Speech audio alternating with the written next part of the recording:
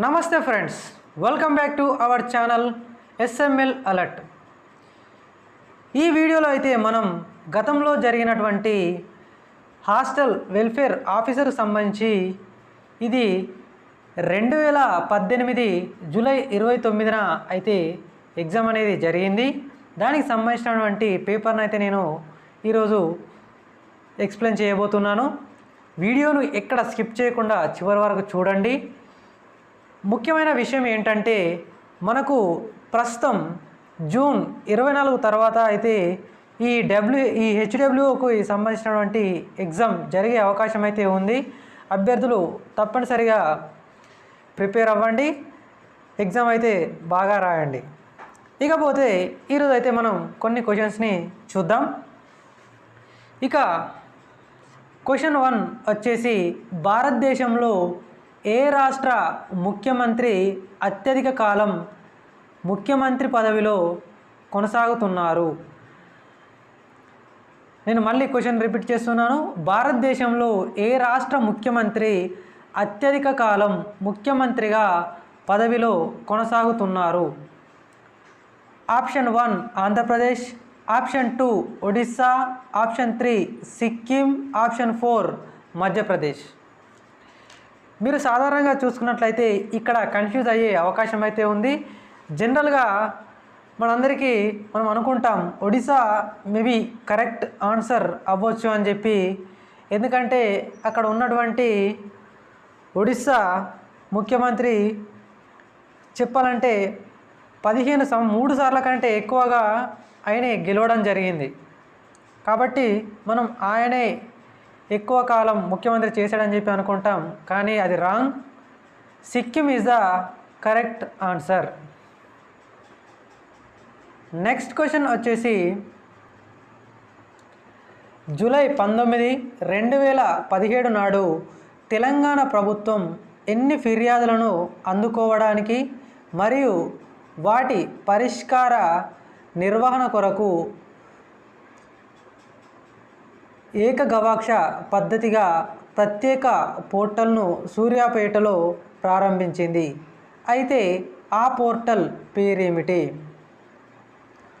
Option 1 ప్రజాహిత, option 2 ప్రజా ప్రగతి, option 3 జనప్రగతి, option 4 జనహిత. దీనికి సరైన సమాధానం వచ్చేసి ఆప్షన్ 4 జనహిత. మరి నెక్స్ట్ క్వశ్చన్, ఖేలో ఇండియా ప్రాజెక్టుకు సంబంధించి క్రింది అంశాలను పరిశీలించండి.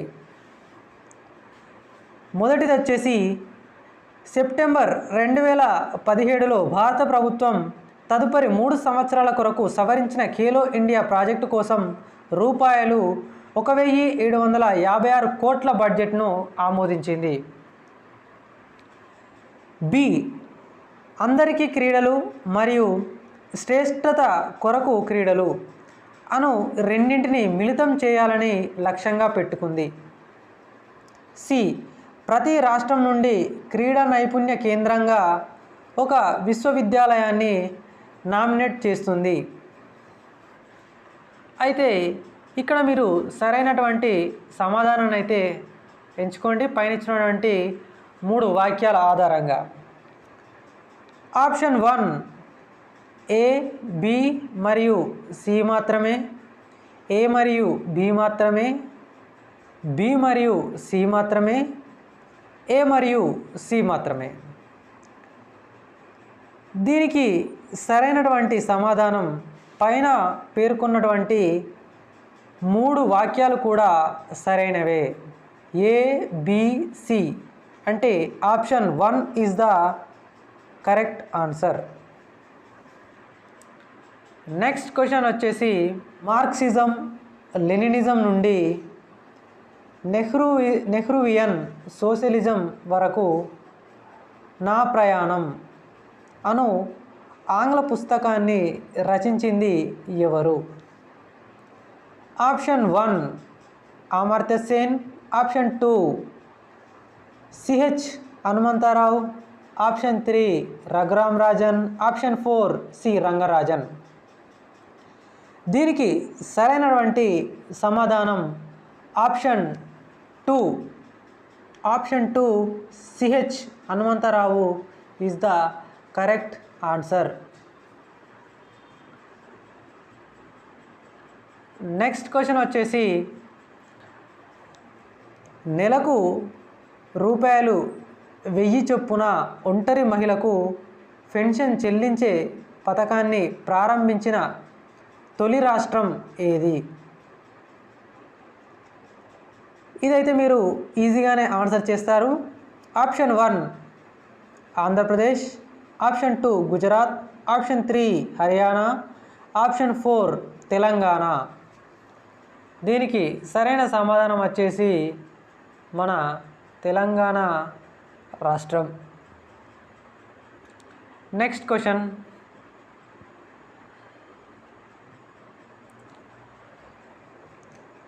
క్రింది జతలను పరిశీలించండి. భారత రాజ్యాంగ పరిషత్ తాత్కాలిక చైర్పర్సన్ సచ్చిదానంద సిన్హా. బి. భారత రాజ్యాంగ పరిషత్ శాశ్వత చైర్పర్సన్ బాబు రాజేంద్ర ప్రసాద్. సి. భారత రాజ్యాంగ పరిషత్ ప్రధాన న్యాయ సలహాదారు బెనగల్ నరసింగారావు. డి.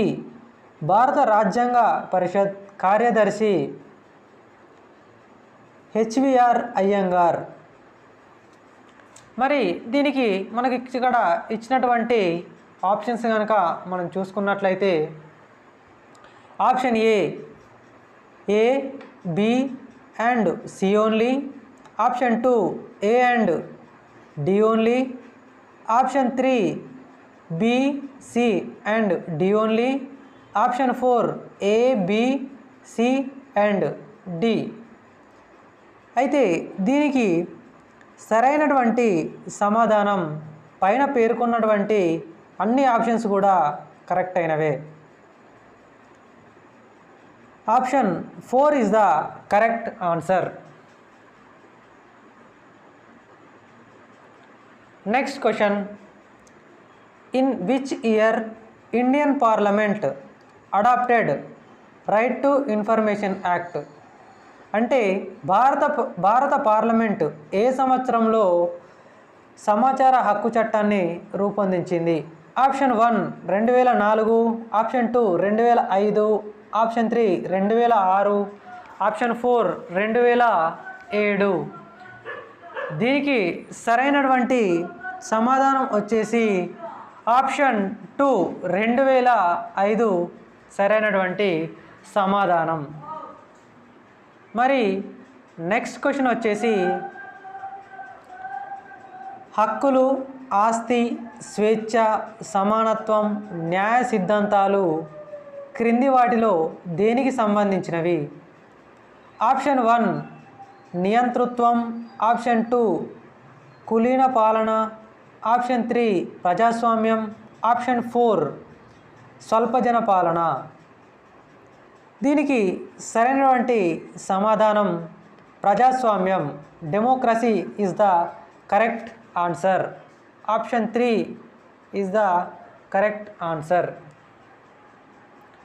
మరి నెక్స్ట్ క్వశ్చన్ కనుక మనం చూసుకున్నట్లయితే నెక్స్ట్ క్వశ్చన్ వచ్చేసి సుప్రీంకోర్టు, హైకోర్టు న్యాయమూర్తుల నియామకంలో భారత రాష్ట్రపతికి సలహా ఇచ్చే కొలీజియం వ్యవస్థ తొలిసారిగా ఎప్పుడు అవతరించింది? ఆప్షన్ 1 1993, ఆప్షన్ 2 2000 సంవత్సరం, ఆప్షన్ 3 2003, ఆప్షన్ 4 2008. దీనికి సరైనటువంటి సమాధానం వచ్చేసి option 1 1993 is the correct answer. మరి నెక్స్ట్ క్వశ్చన్ కనుక మనం చూసుకున్నట్లయితే దిగువన పేర్కొన్న రాష్ట్రాలలో విధానసభ సభ్యుల సంఖ్య ఆధారంగా తక్కువ నుండి ఎక్కువ గల క్రమానుగత శ్రేణిని అమర్చండి. ఇక్కడ ఇచ్చినటువంటి కొన్ని రాష్ట్రాలను అయితే మనం ఇప్పుడు చూద్దాం. ఇక్కడ ఉన్నటువంటి రాష్ట్రాలు A Telangana, B Tamil Nadu, C Kerala, D Andhra Pradesh, E Karnataka. మరి ఇందులో సరైనటువంటి సమాధానాన్ని మీరైతే ఎంపిక చేసుకోవాల్సి ఉంటుంది. ఆప్షన్ 1 వచ్చేసి ఏ, సి, ఈ, డి, బి. ఆప్షన్ 2 ఏ, సి, డి, ఈ, బి. ఆప్షన్ 3 సి, ఏ, డి, బి, ఈ. ఆప్షన్ 4 సి, ఏ, ఈ, డి, బి. అయితే దీనికి సరైనటువంటి సమాధానం ఆప్షన్ 2 ఏ, సి, డి, ఈ, బి. ఆప్షన్ 2ను కనుక మనం చూసినట్లయితే మనకు ఇది సరైనటువంటి సమాధానం ఏ తెలంగాణ. ఫస్ట్ వచ్చేసి తక్కువ నుండి ఎక్కువ గంటల అమర్చినట్లయితే తక్కువగా తెలంగాణ, ఆ తర్వాత కేరళ, దాని తర్వాత ఆంధ్రప్రదేశ్, ఆ తర్వాత వచ్చేసి కర్ణాటక, చివరిగా తమిళనాడు. ఈ విధంగా అయితే మనకు విధానసభ సభ్యుల సంఖ్య అనేది ఈ విధంగా ఉంటుంది. ఇక నెక్స్ట్ క్వశ్చన్ కనుక మనం పరిశీలించినట్లయితే ఇది నెక్స్ట్ క్వశ్చన్. ప్రపంచ వాణిజ్య సంస్థ వద్ద జవహర్లాల్ నెహ్రూ నేషనల్ సోలార్ మిషన్పై భారతదేశం కేసును ఓడిపోవడానికి ఈ క్రింది అంశాలలో ఏది ప్రధానమైనటువంటి కారణం? ఓకే. ఆప్షన్ 1 శిలాజ ఇంధనాలను సంబంధించి అంతర్జాతీయ వాణిజ్య సమస్యలకు భిన్నంగా భారతదేశపు సౌర విధానం ఉంది. ఆప్షన్ 2 సౌర సంస్థలతో భారతదేశపు విద్యుత్ కొనుగోలు ఒప్పందాలు మరియు దేశీయ మొత్తం అవసరాలు అంతర్జాతీయ వాణిజ్య నిబంధనలకు భిన్నంగా ఉన్నాయి.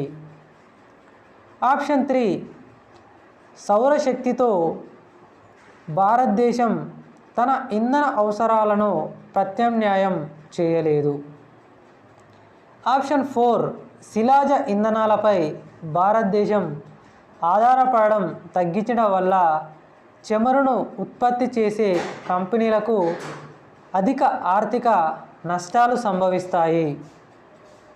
మరి దీనికి సరైనటువంటి సమాధానం సౌర సంస్థలతో భారతదేశపు విద్యుత్ కొనుగోలు ఒప్పందాలు మరియు దేశీయ మొత్తం అవసరాలు అంతర్జాతీయ వాణిజ్య నిబంధనలకు భిన్నంగా ఉన్నాయి. ఇది సరైనటువంటి సమాధానం. Option 2 is the right answer. మరి నెక్స్ట్ క్వశ్చన్ కనుక మనం పరిశీలించినట్లయితే నెక్స్ట్ క్వశ్చన్ వచ్చేసి ఇంటర్ స్టేట్ కౌన్సిల్ గురించి క్రింది అంశాలను పరిగణించండి. ఇక్కడ మనకైతే కొన్ని పాయింట్స్ అనేటివి ఇవ్వబడ్డాయి. వాటిని మనం ఏది కరెక్టో మనం సరైన దాన్ని ఎంచుకోవాల్సి ఉంటుంది. ఓకే. మరి ఇక్కడ మనకి ఇచ్చినటువంటి పాయింట్స్ ఏంటో చూద్దాం. ఇంటర్ స్టేట్ కౌన్సిల్ గురించి ఇక్కడ ఇచ్చినటువంటి పాయింట్స్ ఏది కరెక్టో మనం ఎంపిక చేసుకోవాల్సి ఉంటుంది. ఇక మొదటిది వచ్చేసి మే 28, 1990 నాటి రాష్ట్రపతి ఉత్తర్వుల ద్వారా ఇంటర్ స్టేట్ కౌన్సిల్ ఏర్పడింది. 2 ఇది రాజ్యాంగబద్ధమైనటువంటి సంస్థ కాదు. సి దీని చైర్మన్గా భారత రాష్ట్రపతి ఉంటారు. డి కేంద్ర రాష్ట్ర సంబంధాలపై పూంచి కమిషన్ సిఫార్సులను చర్చించడానికి ఇంటర్ స్టేట్ కౌన్సిల్ యొక్క స్టాండింగ్ కమిటీ నవంబర్ 2017లో ఢిల్లీలో సమావేశమైంది. మరి ఈ క్రింది వాటిలో మీరైతే సరైన సమాధానాన్ని అయితే ఎంపిక చేసుకోవాల్సి ఉంటుంది. ఇక మనకి ఇచ్చినటువంటి ఆప్షన్స్ కనుక మనం చూసుకున్నట్లయితే ఆప్షన్స్ వచ్చేసి బి మరియు సి మాత్రమే, ఆప్షన్ 2 ఏ మరియు డి మాత్రమే, option 3 A B and D మాత్రమే, option 4 B C and D మాత్రమే. ఇందులో సరైనటువంటి సమాధానం వచ్చేసి option 2 is the correct answer. A మరియు డి మాత్రమే. అంటే ఇంటర్ స్టేట్ కౌన్సిల్కి సంబంధించి సరైనటువంటివి మే 28, 1990 నాటి రాష్ట్రపతి ఉత్తర్వుల ద్వారా ఇంటర్ స్టేట్ కౌన్సిల్ అనేది ఏర్పడింది. మరి కేంద్ర రాష్ట్ర సంబంధాలపై పూంచి కమిషన్ సిఫార్సులను చర్చించడానికి ఇంటర్ స్టేట్ కౌన్సిల్ యొక్క స్టాండింగ్ కమిటీ నవంబర్ 2017లో అయితే ఢిల్లీలో సమావేశం జరిపింది. ఇక నెక్స్ట్ క్వశ్చన్ వచ్చేసి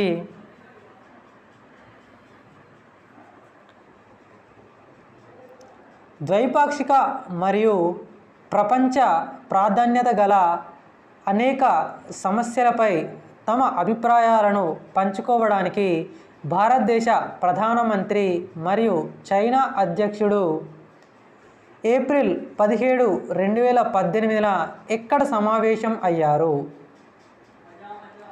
option 1 Shanghai, option 2 Beijing, option 3 Schengen, option 4 Wuhan. So మరి దీంట్లో సరైనటువంటి సమాధానం వచ్చేసి మనకు సరైన సమాధానం ఆప్షన్ 4 యూహాన్లో అయితే సమావేశం కావడం జరిగింది. భారత ప్రధాని మరియు చైనా అధ్యక్షుడు ఏప్రిల్ 27, 2018న యూహాన్లో సమావేశం కావడం అయితే జరిగింది. మరి నెక్స్ట్ క్వశ్చన్ కనుక మనం చూసుకున్నట్లయితే నెక్స్ట్ క్వశ్చన్ వచ్చేసి which countries signed the IBSA trust fund against that seeks to fight poverty in the developing countries.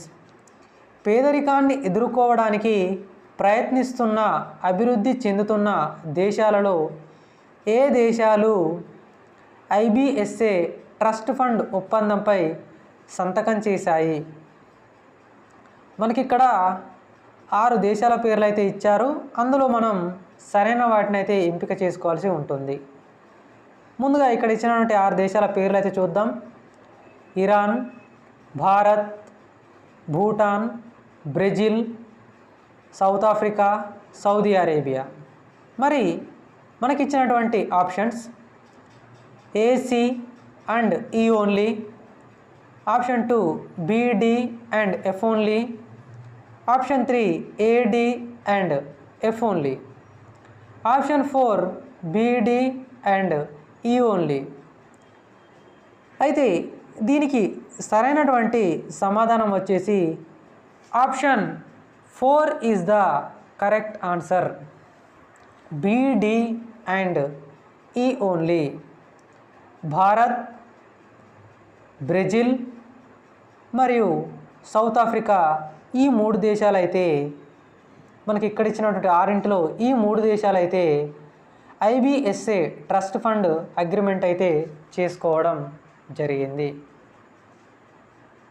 ఇక నెక్స్ట్ క్వశ్చన్ వచ్చేసి బహుళ రంగాల సాంకేతిక మరియు ఆర్థిక సహకారం కొరకు బంగాళాఖాతం చొరవ, దీన్నే బిమ్స్టెక్ యొక్క ప్రధాన కార్యాలయం ఎక్కడ ఉంది? బిమ్స్టెక్ యొక్క ప్రధాన కార్యాలయం ఎక్కడ ఉంది అని చెప్పి అడగడం జరిగింది. సో మరి దీనికి సంబంధించి ప్రధాన కార్యాలయం బంగ్లాదేశ్ ఢాకాలో ఉంది, భారత్లోని ఢిల్లీలో ఉంది, నేపాల్లోని కాఠ్మండ్లో ఉంది, శ్రీలంకలోని కొలంబోలో ఉంది. దీనికి గనక మీకు సరైన సమాధానం తెలిస్తే మీరైతే కామెంట్ సెక్షన్లో తప్పనిసరిగా ఆన్సర్ని తెలియచేయండి. నెక్స్ట్ మిగతా క్వశ్చన్స్ని అయితే నేను నెక్స్ట్ వీడియోలో అయితే ఎక్స్ప్లెయిన్ చేస్తాను. ఈ వీడియోను చివరి వరకు చూసిన మీ అందరికీ ధన్యవాదాలు. వచ్చారు, చూశారు, వెళ్ళిపోతున్నారు. మరి మన వీడియోకు ఒక లైక్ అయితే చేసి వెళ్ళండి. Thanks for watching.